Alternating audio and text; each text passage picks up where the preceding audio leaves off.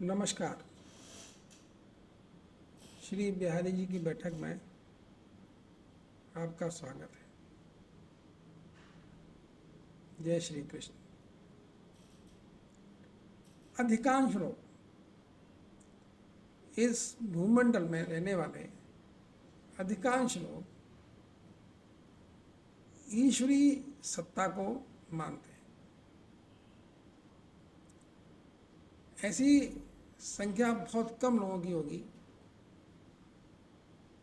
जो भगवान या ईश्वर को मानने से मना कर देते हैं। अधिकांश लोग ईश्वर को मानते हैं, डरते भी हैं, और शायद मानते इसलिए हैं क्योंकि उनको डर लगा रहता है। और डर उनको इसलिए लगा रहता है कि जो आने वाला समय है वो हमारी नज़रों में नहीं आता। क्या होगा, अच्छा होगा, बुरा होगा, कुछ भी हो सकता है, अनर्थ भी हो सकता है, अच्छा भी हो सकता है। एक डर हमारे मन में रहता है। जो आने वाले क्षण हैं, दिन हैं, वो हमारे लिए क्या लेके आएंगे। ये भी ईश्वरीय सत्ता को मानने का एक बहुत बड़ा कारण है। हम डरते हैं। लेकिन क्या बगैर डरे हमारे मन में कभी ईश्वर के बारे में जानने की लालसा होती है? सोचिएगा। अगर आप सुन रहे हैं इसको तो जरूर सोचिएगा कि क्या आप ईश्वर को जानना चाहते हैं। ईश्वर को समझने की उत्कंठा क्या मन में है हमारे? और इसमें एक बात मैं आपको बताऊं। एक बार मैं बैठा बैठा, देखिए, मैं ईश्वर से बातें करता हूँ, बताऊंगा, अच्छा बाद में करेंगे। तो मैंने कहा, जी प्रभु जी, सुना है आप तो भगवान हैं, ईश्वर हैं, आप तो सब कुछ कर सकते हैं, बहुत शक्तिशाली हैं, आप जो चाहें तो कर सकते हैं। बोले, हाँ कर सकता हूँ। बोलो तुम्हें कुछ चाहिए, बताओ। और उस क्षण मेरे मन में कुछ भी पाने की इच्छा नहीं थी। जब उन्होंने बोला क्या करना है बताओ, तो मैंने अपने आप को टटोला। कुछ नहीं था, मन में कोई इच्छा नहीं आई। तो चाहे एक काल्पनिक दर्शन हो प्रभु का, चाहे हम इसको वास्तविक माने, लेकिन प्रभु की समीपता आते ही मन की इच्छाएं खत्म हो जाती, लुप्त हो जाती। मन में कोई इच्छा रहती ही नहीं, क्योंकि ईश्वर की समीपता खुद में एक इतना बड़ा कारण है, इतना बड़ा शक्ति है कि उसके आगे सब चीज़ें बहुत छोटी नजर आती। उनमें हर चीज़ शामिल है, वह भी शामिल है। जिस क्षण हमको ये एहसास होता है कि ईश्वर हमारे समीप है, हमारे पास बैठा है, उस वक्त भय भी गायब हो जाता है। भय नहीं रहता, क्योंकि मानव जीवन में, क्या सभी प्राणियों में, भय हमारे कार्यकलापों का एक बहुत बड़ा कारण है। अधिकांशतः हम भय के अधीन काम करते हैं। हमको भय रहता है, किसी ना किसी चीज़ का भय रहता है। कर्मों के फल का भी भय रहता है, ऊपर वाला देख रहा है इसका भी भय रहता है। फिर दूसरा भय होता है हमें जो मिलाई वो खो ना जाए, इसका हमें भय रहता है। जो हम प्राप्त कर चुके हैं वो खो ना जाए, इसके लिए हम परेशान रहते हैं। सफ़र में जाते हैं तो अपनी अटैचियों को, अपने सामान को बड़े संभाल के हर समय नज़र रखते हैं कि ऐसा ना हो मेरा सामान कोई खो जाए। और एक दिन एक सफ़र में मैंने एक महिला को देखा, वो बिल्कुल अपने बैग को अपने बिल्कुल गठरी बना के अपने टांगों के बीच रख के बैठी थी। पता नहीं उसमें ऐसा क्या था, लेकिन भय था कि सामान को बहुत संभाल के रखने का है। लेकिन ऐसा मेरा अनुभव है कि जब ईश्वर आपके पास आना प्रारंभ करता है तो सबसे पहले वो आपके भय पर प्रहार करता है। जीवन में से आप भय शब्द को आपके जीवन में से हटा देता है। और जब भय हट जाता है तो जीवन निशंक हो जाता है, कोई शंका नहीं, कोई भय नहीं, आप बड़े मस्त सिर उठा के चलते हैं, बिकॉज यू आर फियरलेस, आपको डर नहीं। तो ये ईश्वर की समीपता का प्रभाव है। हम ईश्वर को इतने ज़्यादा अपने दैनिक कार्यकलापों में उलझे रहते हैं कि ईश्वर के बारे में सोचने का समय ही नहीं मिलता, फिर मन जाता भी नहीं है। ईश्वर भी कोई इतनी आसान चीज़ नहीं है कि भाई वो लिस्ट प्रायोरिटी हो जाए, लास्ट प्रायोरिटी हो जाए, बाकी सब प्रायोरिटी पहले, वो लास्ट प्रायोरिटी। एक बार सुंदर सा टॉपिक है, सुंदर सी बात है। मैं समुद्र के किनारे खड़ा हुआ था, अकेला था, और जब भी कोई अकेला होता है ना तो उसको उसके साथ फिर होता है। जब भी आप अकेले बैठे होते हैं, अकेले होते हैं, इसका मतलब फिर आपके साथ ईश्वर ही है, ब्रह्म ही है।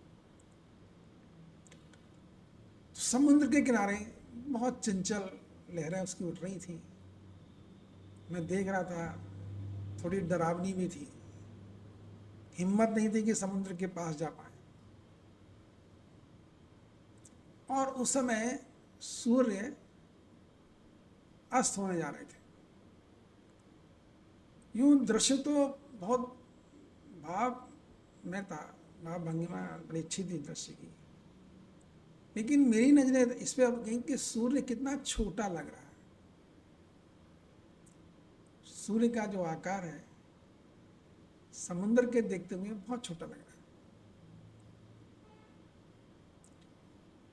और सूर्य से मुझे कोई डर भी नहीं लग रहा है, सूर्य से मुझे कोई डर नहीं लग रहा है,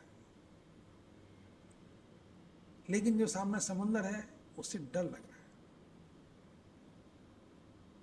और तब मुझे हंसी भी आ गई, एक बात समझ में भी आ गई कि जो हमारे इस समय हम किसको, हमारे लिए सूर्य का कोई महत्व नहीं है, होगा, क्योंकि सूर्य हमसे थोड़ा दूर है, सूर्य हमारी पहुंच के थोड़ा बाहर है। समुद्र तो हमारे सामने ही है, सूर्य के सामने, सूर्य के मुकाबले में समुद्र की क्या औकात, पृथ्वी की कोई औकात नहीं है, समुद्र की क्या औकात होगी। लेकिन सूर्य से हमको डर नहीं लग रहा है और समुद्र से हमको डर लग रहा है,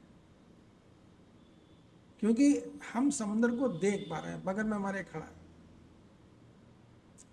सूर्य हमसे दूर है, फियरलेस। जबकि हमको ये पता है कि ये सूर्य की वजह से ही सब है, समुद्र भी सूर्य की वजह से है, पृथ्वी भी सूर्य की वजह से। कमोवेश यही स्थिति ईश्वर की भी है। हम ईश्वर से नहीं डरते, ईश्वर हमारे पास नहीं है ना, हम ईश्वर के दूर हैं। हमको डर लगता है अपने बॉस से, अपने क्लाइंट से, जो हमारे आसपास खड़े हैं उनसे। ईश्वर से हमको डर नहीं लगता, क्योंकि ईश्वर हमसे दूर है। और ईश्वर को हम बहुत मतलब ईश्वर हमारे प्रति बहुत ज़्यादा परेशान करने वाली चीज़ नहीं है। लेकिन क्या हम ईश्वर की महत्ता को कम कर सकते हैं? तो ये दुनिया का दस्तूर है, जो प्रत्यक्ष है हमारी नज़र उसी पे टिकती है,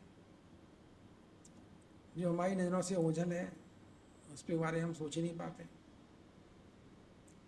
और ओझल होना तो हमारे अधीन है, हम देख क्या रहे हैं, हमारी नज़रें कहाँ पर हैं। कुछ लोग सूर्य उपासना करते हैं। मैं यहाँ लखनऊ में खड़े होके समुद्र की उपासना नहीं कर सकता, लेकिन सूर्य की उपासना कर सकता हूँ। सूर्य हर जगह है, सूर्य के लिए समुद्र का होना जरूरी नहीं है। दुनिया के किसी भी कोने में आप चले जाइए, सूर्य मिलेंगे, सूर्य है।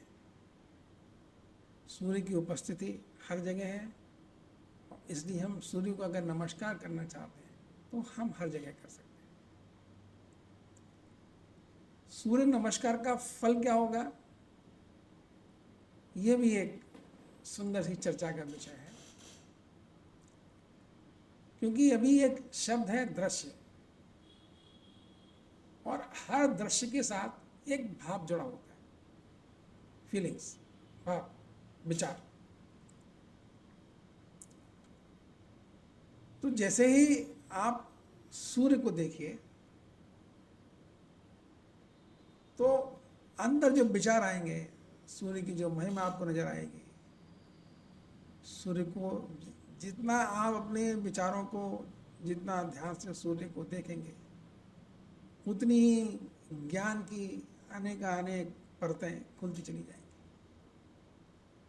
ये सूर्य का प्रभाव है, दृश्य का प्रभाव है, लेकिन हम देखते ही नहीं। हम छोटी छोटी बातों में इतने उलझे रहते हैं कि बड़ी बातों पे हमारी नजर ही नहीं जाती है। हमको यही पता नहीं कि क्या हमारे लिए सुख करे और क्या नहीं है, हमको इसी में उलझे रहते हैं। यही जिंदगी है, कट जाती है। तो ऐसे ही ईश्वर का भी है। ईश्वर, देखिए कई बार मैं ईश्वर शब्द इस्तेमाल करता हूँ क्योंकि श्री कृष्ण नाम ठीक है, लेकिन ईश्वर बहुत विविध, बहुत बड़ा शब्द है, उसमें सब समा जाते हैं, हर धर्म के, हर अनुयायी के ईश्वर में समा जाते हैं। तो ईश्वर का चिंतन कैसे करें? मैं कई बार जब बातें करता हूँ अपने इष्ट मित्रों से या अपने साथियों से, और मैं जब कहता हूँ कि भगवान ने ये कहा, प्रभु जी मेरे कहने लगे, प्रभु जी मेरे, मैं अभी वीडियो में भी कई बार ये बात कहता हूँ। कुछ लोग मुझसे पूछने लगे, भाई तुमसे बात करते हैं कृष्ण जी? मैंने कहा करते तो हैं। उनको विस्मय होता है। अब ना तो वो ये मेरी बात काट पाते हैं, क्योंकि उनको थोड़ा डर भी है, कृष्ण का डर है कि पता नहीं सच में तो कृष्ण बात नहीं करते, तो ये डर है, इसलिए ना तो मेरी बात काट पाते हैं और ना विश्वास ही कर पाते हैं। सोचते हैं छोड़ रहे हैं, फालतू की बात छोड़ रहे हैं, कृष्ण कहीं ऐसे बोलते हैं क्या? कई बार ऐसा हुआ है, हंसी भी आ जाती है मुझे सोच के।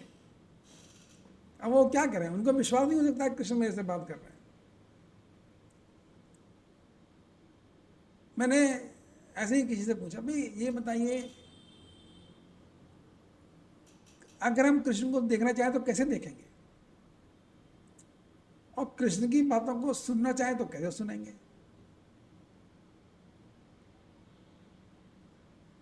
पूछिए कि कोई अगर कृष्ण को देखना चाहे तो कैसे देखेगा, या उनकी बातों को सुनना चाहे, उनसे बातें करना चाहे तो कैसे करेगा? हमारी आंखों की क्षमता बहुत सीमित है।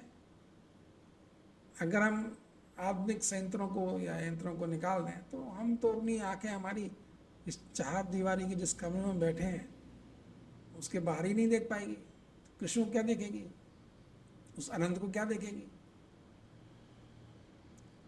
और कानों की क्षमता भी उम्र के साथ साथ कम होती जाती है, हम ऊंचा सुनना शुरू कर देते हैं। तो ये कान उस अनंत की बात कैसे सुनेंगे, कैसे सुनेंगे? कान कृष्ण की बात नहीं सुन सकते, कृष्ण से बात नहीं कर सकते, आंखें कृष्ण को नहीं देख सकती। अब हम बात करते हैं इस मानव शरीर की, हम अपनी बात करते हैं, हम कहाँ फंसे हैं इस मानव शरीर में? मानव शरीर की उड़ान कहाँ तक है, कहाँ तक जाएगा? अगर बहुत जाएगा तो पृथ्वी घूम लेगा, पृथ्वी का भ्रमण कर लेगा। लेकिन ये जो अनंत है हमारे चारों तरफ, ये सिर्फ पृथ्वी पर खत्म तो नहीं हो जाता, पृथ्वी तो उसका एक हिस्सा ही है। फिर तो उस अनंत से, परम ब्रह्म से, परमेश्वर से, कृष्ण से हम इस शरीर द्वारा कैसे संपर्क साध सकते हैं? सोचिए, क्या हम बात कर पाएंगे? नहीं कर पाएंगे। हम उनकी आवाज़ कानों से नहीं सुन पाएंगे, ये आंखें उनको नहीं देख सकती, क्योंकि दोनों ही अल्प सीमा में बंधे हुए हैं। इनकी कार्य क्षमता बहुत सूक्ष्म है। इवन कानों की क्षमता तो हमसे ज़्यादा हमारे जो डॉग्स हैं, कुत्ते हैं, उनमें ज़्यादा होती है। बहुत दूर की बात सुन लेते हैं, हम नहीं सुन पाते। तो ये जो हमारे संयंत्र हैं, हमारा जो मानव शरीर है, उसके जो पार्ट हैं, सेंसर्स हैं, तो जब मानव शरीर की कोई क्षमता नहीं है, ये पृथ्वी से 3 किलोमीटर दूर ही नहीं टिक सकता, तो उस अनंत ब्रह्म से इसका कैसे ये पार पाएगा? तो ना ये मानव शरीर, ना ये कान, ना ये आँख, ये कुछ भी ईश्वर को देखने, सुनने में और पहुंचने में समर्थ नहीं है। फिर हमारे अंदर एक और है चीज़ है, एक और अन्य चीज़ हमारे अंदर है। हमारे अंदर है, वही ईश्वर का एक स्वरूप भी है, वो भी सूक्ष्म है, उसको भी आप देख नहीं सकते, वो अनंत में कहीं भी जा सकता है। तो जब तक हमारी वो चेतना शक्ति, हमारी वो शक्ति जागृत नहीं होगी, जब तक हमारी शक्ति उलझी रहेगी उन उलझनों में जिनका कोई मतलब नहीं है, छोटी छोटी उलझनों में उलझी रहेगी, तो हम कैसे उसकी बात सुन पाएंगे? अभी ये जब वीडियो बनाते हैं, वीडियो बना रहे हैं, तो इसमें भी एक नॉइज आती है, साउंड है, जब हम बोलते हैं तो उसमें एक नॉइज है आसपास, साउंड के आसपास एक नॉइज है, और जब वो नॉइज तीव्र हो जाती है तो अपनी बात ही नहीं सुन पाते। हमारी अपनी बात भी स्पष्टतः हमको सुनाई नहीं पड़ती है, क्योंकि हमारी साउंड के आसपास तरंगें चल रही हैं नॉइज की, वो हमारी आवाज़ को सुनने नहीं देती, उसको खराब कर देती है, साउंड ऑडिबल नहीं रहता। तो जब ये नॉइज हम सुप्रेस कर दें, मशीनों के यंत्रों के द्वारा, सेटिंग के द्वारा हम इस नॉइज को जब सुप्रेस कर देते हैं, तो हमारी आवाज़ क्लियर हो जाती है, हम सुन पाते हैं। तो क्या ये स्थिति हमारे ईश्वर के बीच में नहीं हो सकती? हमारे अंदर जो नॉइज है, नॉइज जो आसपास घटनाएं घट रही हैं, जो आसपास लोग हैं, जो आसपास कर्म हैं, उनके कर्मों के प्रभाव से जो नॉइज हमारे आसपास जनरेट हो रही है, तो अगर हम उस नॉइज को सुप्रेस करने में सक्षम हो जाए, अपनी उस आवाज़ को, उन तरंगों को नॉइज की तरंगों से अलग कर दें, तो क्या हम ऊपर वाले की आवाज़ सुन पाएंगे? क्योंकि कान तो नहीं सुन सकते। जब कान नहीं सुन सकते तो कोई तो साधन होगा, और ये एक दिनचर्या की बात है, दैनिक जीवन की बात है। एक मैकेनिक है, मशीन खराब हो गई है, ठीक करने में लगे हुए, अभी उनको कारण पता नहीं है कि मशीन खराब होने का कारण क्या है, लेकिन वो लगे। क्या लगे हैं भाई? वो अपने माइंड की उस विधा को जागृत करने में सक्षम है, जहाँ पे आइडियाज एंटर करते हैं, जहाँ पर अनंत से आने वाली किरणें, तरंगें आती हैं, जो माइंड की एनालिटिक पावर है, क्या है पावर? माइंड की पावर क्या है? तरंगे ही तो है। माइंड की और क्या ताकत है? आप पूछिए अपने माइंड से, माइंड की क्या ताकत है? अगर तरंगों को माइंड से हटा दीजिए तो हम पागल हैं। सिर्फ हमारे माइंड की जो तरंगे हैं, हमारे माइंड में जो विचारों की श्रृंखला का आवागमन है, वही हमको माइंड है, वही हमको इंसान बना रहा है।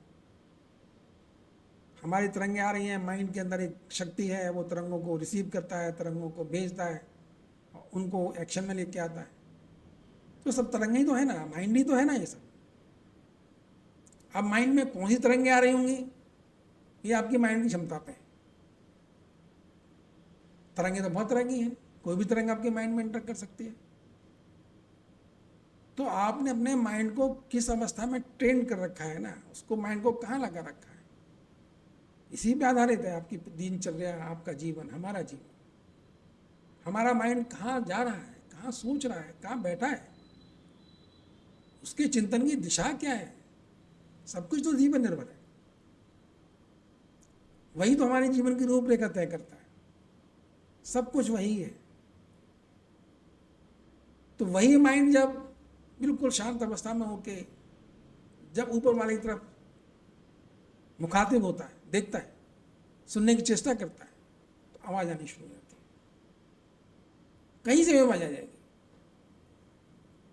मैकेनिक जब अपना वो मशीन ठीक कर रहा है ना, उसको अदृश्य है, वो फॉल्ट उसको पता नहीं है, लेकिन जब वो दिमाग लगा रहा है, उसका दिमाग मशीन पे लगा हुआ है, उन यंत्रों पे लगा हुआ है, एनालिसिस कर रहा है, कहाँ हो सकता है फॉल्ट, क्या हो सकता है। हर उस व्यक्ति के पास जो अननोन में भ्रमण कर रहा है, अननोन मीन्स विजिबल नहीं है, विजिबल हो जाएगा तो बात ही खत्म हो जाएगी। अगर मुझे कोई चीज़ पता ही लग जाए तो फिर तो बात ही खत्म हो गई। पता नहीं है, इसीलिए तो हम कोशिश कर रहे हैं। ऐसे ईश्वर की बात है, ईश्वर के बारे में हमको पता नहीं, तभी तो हम ईश्वर के बारे में जानना चाहते हैं। लेकिन ईश्वर बहुत पावरफुल है। पीएम है, सीएम है, कितने पावरफुल हैं। उनसे अगर हम परिचय मिल जाए, कैसे ही हमको परिचय मिल जाए, तो हमारे पास हम जो चाहेंगे मिलने की क्षमता हमारे हासिल हो जाएगी। तो ईश्वर तो इन सबसे ऊपर है। अरे ईश्वर के पास जाइए, बैठिए, बातें करने की चेष्टा करिए, प्रैक्टिस, अभ्यास करिए, उससे तालमेल बैठाइए, उससे दोस्ती करिए, तो हो सकता है वो कभी ना कभी आपकी दोस्ती को स्वीकार कर ले। आप बार बार चिट्ठियाँ लिखेंगे, आप बार बार कहेंगे भैया मुझे बुलाओ, मुझे बात करो, तो वो होता है आप कभी आजा भाई आजा, क्या बात है तेरी, बोल तुझे क्या कहना है। कह सकते हैं ईश्वर भी ऐसे। ईश्वर को संबोधन करने का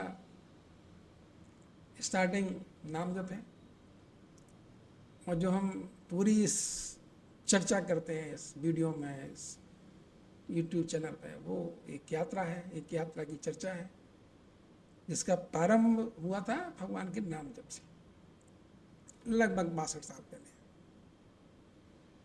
1960-61 में।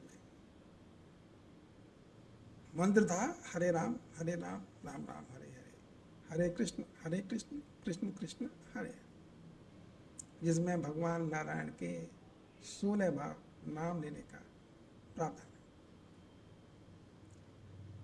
और ईश्वर से वार्तालाप की चर्चा शुरू हुई लगभग 20 साल पहले, 22 साल पहले, 2001 या 2 में। 40 साल नाम जपने के बाद जब ध्यान जागृत होना शुरू हुआ, इच्छा प्रभु की कृपा हुई, उन्होंने स्वीकार कर लिया, तो बातें हम ईश्वर से कर सकते हैं भाई, आप भी सब कर सकते हैं। ईश्वर से बात करना कोशिश तो करो। अरे हम कहाँ कोशिश करते हैं ईश्वर से बात करने की?